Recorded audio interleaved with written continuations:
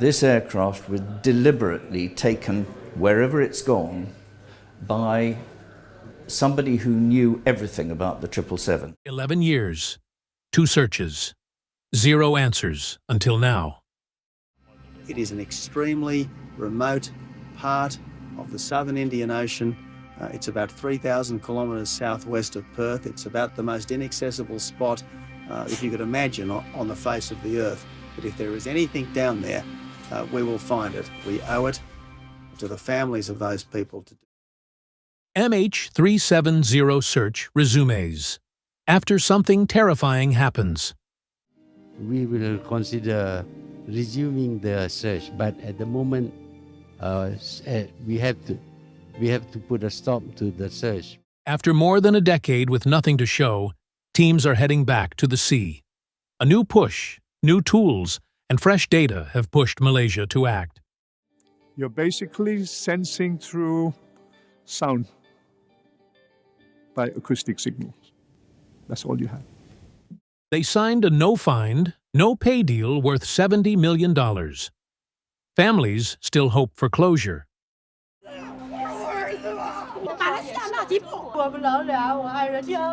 They aim to scan thousands of square miles fast.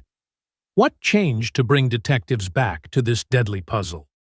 The vanishing of flight, MH370. On March 8, 2014, Malaysian Airlines Flight 370 climbed out of Kuala Lumpur with 239 people on board. The Boeing 777 reached cruising altitude and headed toward Beijing. Everything seemed normal until it vanished from radar. At 0121 UTC, the plane's transponder went silent. That device tells air traffic control who you are and where you fly. Shutting it off by hand is not a simple glitch. It points to someone inside the cockpit. Moments later, the jet made a brutal left turn. Boeing's autopilot would never allow such a tight bank. Only a human at the controls could pull that off. The diversion slipped the flight outside Thailand's military radar zone. Without a valid flight plan, the jet looked like any routine inbound airliner. Soon after, the ACARS system, used to send engine data to the ground, went dark. Investigators know that cutting its power needs more than flipping one switch. You must kill multiple generators and stall the backup APU. Yet about 20 minutes later, the system snapped back online to send a handshake to the satellite. That single data point told experts this blackout was deliberate. 7 hourly handshakes followed, each marking the plane's silent path over the Indian Ocean. By watching how long each ping took, analysts drew 7 giant arcs across the sea. Only the southern arc made sense for a 777's fuel range and speed. Every failed attempt since then has focused on that lonely curve. No wreckage, no signals, just scattered debris on distant shores. Yet the world never let this story fade. Families waited in limbo, pushing governments for answers. The media ran theories from rogue pilot to battery fire. Aviation buffs built simulators to recreate every turn. Even after 2 major hunts, no one gave up. We've seen how MH370 disappeared without a trace. Next, discover what drove Malaysia to restart the hunt after years of silence. What sparked the new search? After years of dead air, Malaysia's government finally moved.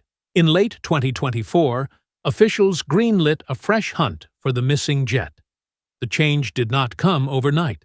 It follows a stretch of political shifts and public pressure. First, Malaysia faced a reckoning. Families of the lost passengers held daily vigils. They marched in Kuala Lumpur. They wrote letters and filed petitions.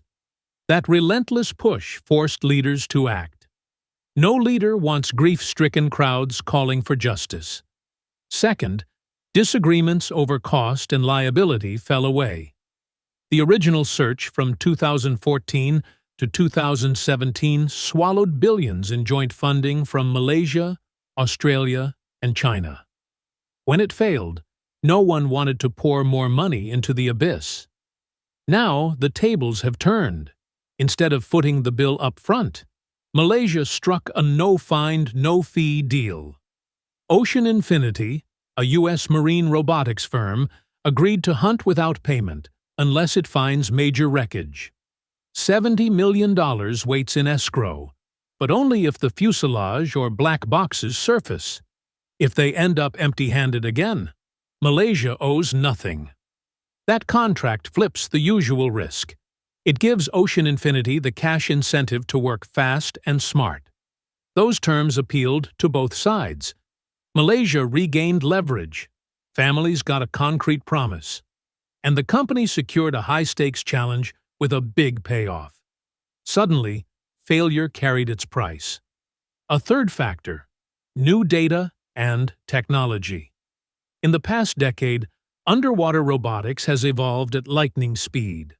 Autonomous vehicles can now map the seabed in HD. Artificial intelligence can sift through endless sonar returns. Even private radio networks track weak signals from miles away.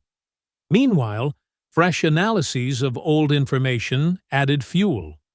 Studies of satellite handshake timing grew more precise. The WSPR radio method teased out possible figure-8 patterns. And pilot simulation logs recovered from Captain Zahari's home computer offered additional coordinates. Together, these clues refined the search zones to 3 priority areas. By late 2024, Malaysia's transport minister said, "We have better data. We have smart tools. Let's try again?" Cabinet members signed off within weeks. On February 26, 2025, the main vessel, Armada 7806, dropped anchor in the southern Indian Ocean. 3 Hugin 6000 AUVs flooded out to begin a grid sweep. The goal: cover 15,000 square kilometers in months, not years. This fresh hunt carries more than machinery. It carries hope. Hope for families to bury their loved ones. Ocean Infinity's cutting-edge tools. Ocean Infinity brought a fleet built for speed and precision. The centerpiece is the Armada series, 256-foot vessels with space for command centers and launch bays. Each Armada ship carries multiple Hugin 6000 autonomous underwater vehicles. These AUVs can descend to 6,000 meters and run long grid scans without human pilots on board. Alongside AUVs, Ocean Infinity uses remote surface vessels. These boats trail sonar arrays and magnetometers to pick up metal signatures under the water. They link back to the Armada ship via satellite. This layered approach means no blind spots and near-constant coverage. In the first search, crews relied mainly on towed sonar. A single ship dragged sensors behind it, scanning slowly at 4 knots. That method took 2.5 years to cover just 25,000 square kilometers. By contrast, the Armada fleet works in parallel. 4 AUVs can each map 1,000 square kilometers per week. That adds up fast. When Ocean Infinity first hunted MH370 in 2018, they covered 112,000 square kilometers in just 3 months. We've covered the ships and drones on deck. Next, analyze the crucial data handshakes, Doppler clues, and radio logs guiding the hunt. The data driving the hunt. Every sonar ping and satellite handshake tells part of MH370's story. The hunt begins with 7 hourly echoes between the jet's satellite terminal and the Inmarsat satellite overhead. Each handshake marks a precise time. By measuring signal delay, analysts draw huge arcs on the ocean surface. The 7th arc, out beyond 7,000 meters of depth, became the prime search zone. Those arcs alone narrow the field, but they don't show direction. That's where Doppler analysis comes in. In 1970, astrophysicist Joe Taylor developed WSPR Weak Signal Propagation Reporter to track long-range HF radio. Today, thousands of stations log WSPR signals every 2 minutes. Any object in the path can distort those signals. In 2018, avionics engineer Richard Godfrey overlaid WSPR anomalies onto the southern arc. His model showed signal blips consistent with an aircraft reflecting radio waves in a rough figure-8 pattern. That shape popped up where the plane would have been running low on fuel, possibly circling to spot ships before ditching. Godfrey then compared those coordinates to Captain Zahari Shah's home flight simulator data. 2 plotted routes matched the WSPR figure 8 almost exactly. That overlap gave investigators a third, tighter search zone slightly north of the 7th arc. Meanwhile, Captain Patrick Blely and Jean-Luc Merchant studied the known flight envelopes of a 777-200ER. They used manufacturer performance charts to set maximum speed and fuel burn. Then they applied wind and current data for March 2014. Their work drew a triangular zone overlapping the southern rectangle from Godfrey's map. These 3 independent studies converged on 2 main areas: the Blely/Merchant Triangle and the Godfrey Figure 8 zone. Ocean Infinity's current search grid focuses here. To manage this data flood, the Armada network runs a central decision engine. It blends sonar hits, satellite arcs, and radio analysis into a live heat map. Hotspots with multiple data overlaps jump to the top of the dive list. That way, no single theory rules the day, only convergence wins. Every day, new scan results feed back into the model. If nothing turns up, the system expands search corridors by incremental arcs. That keeps teams moving outward from the highest probability zones, rather than scanning blind. Moving on, let's see the human stories and high stakes behind this ambitious search effort. Human drama and high stakes. Families of MH370's passengers endured 10 long years without answers. Each birthday passed with empty chairs at dinner tables. Spouses raised children who never met a parent. Parents watched anniversaries on TV, hoping for a clue. Grief turned to anger. Protests rose outside Kuala Lumpur's transport ministry. They carried photos of their lost loved ones. They demanded action. Their voices echoed around the world. That public pressure forced governments to stay involved. Every news cycle returned to MH370's fate. Every anniversary revived social media hashtags. Each wave of articles reminded officials they could not forget. Ocean Infinity took on this emotional weight. Their contract put $70 million on the line, but only if they deliver wreckage. No find means no pay. Running deep-sea scanners, crews, and ships for 18 months costs millions. Fuel alone for a single Armada vessel can top $100,000 per week. AUV maintenance, data processing, and crew salaries add more. Fail again, and Ocean Infinity writes off a massive loss. Yet the company keeps its reputation tightly wound to this hunt. In 2018, they scoured over 112,000 square kilometers in 3 months. They covered in days what took decades elsewhere. Still, they came up empty. A repeat failure could stain their name as the ones who couldn't find MH370. Their stock and future contracts depend on success. On the flip side, a breakthrough would cement their status. They'd rewrite how deep-sea searches run for oil rigs, cable laying, and naval wrecks. They'd prove no wreck is too remote. That potential reward drives every sonar ping and data pass. Beyond financial risk, international eyes track every move. Australia, China, and Malaysia will fund any future claims if wreckage is found. Australia's Joint Agency Coordination Centre stands ready to analyze debris. China's Civil Aviation Administration pledges support for any crash site data. Malaysia's Transport Ministry holds final sign-off on areas and budgets. One misstep, an overlap into contested waters, a political leak, or an environmental complaint could derail the hunt. Australia monitors the Armada fleet's AIS tracks from Perth to the Southern Arc. China reviews every press release before allowing families to share fresh leads. Malaysia balances calls for transparency with concerns over sensitive military radar data. Each government must avoid blame for past delays, and they must answer to grieving families if the search stalls again. Meanwhile, NGOs and independent experts hover. Marine ecologists warn of deep-sea disturbance. Wreck divers plead for strict protocols to protect ocean habitats.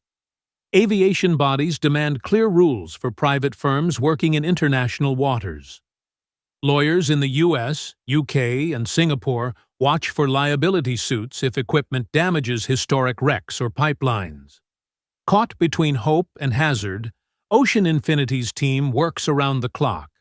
Sonar techs, data scientists, and marine pilots rotate shifts. On the bridge, the captain reviews daily goals against weather windows. Below deck, engineers test AUV battery packs and thrusters. Back on shore, analysts feed new handshakes and radio logs into the model. This human machinery runs on determination and resolve. Each sonar hit is a jolt of hope. Each false positive is a fresh plan. Every storm delay tightens the clock. The end game looms. Find the jet, clear the debris field, or call it off. Finally, now find out where they're pointing the search and what breakthroughs await. Possible breakthroughs and what comes. Next, Ocean Infinity's current grid homes in on two main zones. First is the Bleli/Merchan Triangle. That area lies about 38 nautical miles south of the original 7th Arc sweep. It spans roughly 600 square nautical miles. Data from Boeing 777 performance charts, wind models for March 2014, and fuel burn rates drew this triangle. It points to where a low-fuel jet might glide before a controlled splashdown. Second is Godfrey's northern zone. Based on WSPR radio anomalies and simulator logs, it sits nearer to the Epsilon Arc. It covers about 400 square nautical miles of seabed, shaped like a figure 8. If MH370 circled to check for ships, this could be where the plane lingered before its final descent. Armada 7806 and its AUVs sweep these zones in parallel. When an AUV flags a target, the AI assigns a confidence score. Anything above 80% triggers a follow-up scan. Crew files the coordinates, then rotates another AUV for a close-in inspection. Underwater cameras beam high-definition images back to the ship. If twisted metal or wiring appears, the team lays a marker buoy for recovery vessels. Finding even a small fragment would rewrite the story. A piece of wing flaperon, a cabin panel stamped with MH370's serial number, or a black box pinger would all count. That debris could pinpoint the final resting place. It would give families a site to honor. It would let investigators read flight data recorder logs. It would finally answer basic questions: speed, altitude, and control inputs in the final minutes. Beyond closure, discovery drives safety lessons. If investigators learn a system failed, they can mandate retrofits across fleets. If a design flaw emerges, Boeing and regulators can issue bulletins. If pilot action is factored in, training programs will update emergency protocols. Every fragment carries technical data that can save lives on future flights. Even without wreckage, this search changes flight safety. The use of WSPR signals, real-time AI mapping, and large-scale autonomy all proved viable. Navies, oil companies, and cable layers will adopt these methods. Regulations for deep-sea search will evolve. Satellite tracking standards may tighten to require more frequent handshakes or automatic distress pinging. No matter what, aviation will not be the same. Regulators are already debating new rules for oceanic flights. Airlines consider installing more robust emergency beacons. Satellite firms explore low-orbit constellations to cut ping intervals from an hour to minutes. Flight tracking may become mandatory across all airspace, not just busy corridors. A decade of questions meets unprecedented tech and tenacious hope. If you've been following MH370's story, hit subscribe and ring the bell, because when they find even a single fragment, we'll break down what it means for aviation forever. Share your thoughts below and join the conversation as we track every update. Stay tuned. This hunt could change how the world watches the skies. Don't miss a moment of this historic search.